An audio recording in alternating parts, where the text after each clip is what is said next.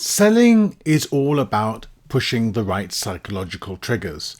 So, a question I'm asked very frequently is how can I inject urgency into my webinar marketing? Well, the answer is very simple, but the key point is that when you have a prospect who comes to your landing page, you want them to enroll then and there. You don't want them to go away, because if they go away, their chances of coming back and enrolling are minuscule. So it's really important to make them want to enroll straight away.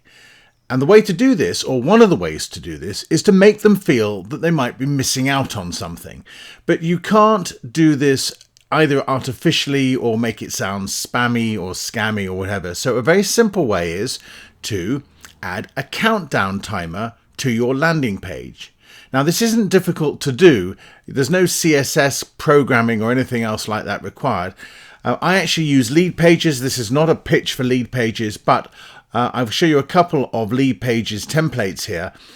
This is one that it's encouraging you to sign up now, and then you can see that there are two different webinars being offered here, and you can sign up to one, and you've got a countdown timer to when the webinars are coming on.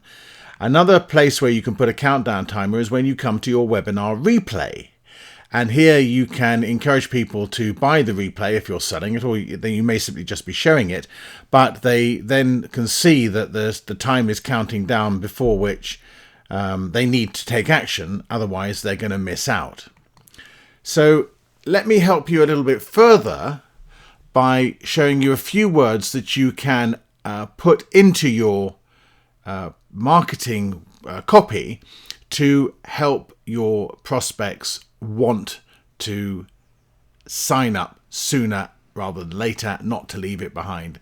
And these are words which will inject further urgency into the copy and into the marketing of your webinar. So by all means, obviously lift these. I'll make sure the PDF is attached to the slide deck. The whole key point about this is that you want to try to make the prospect feel that they might miss out on something.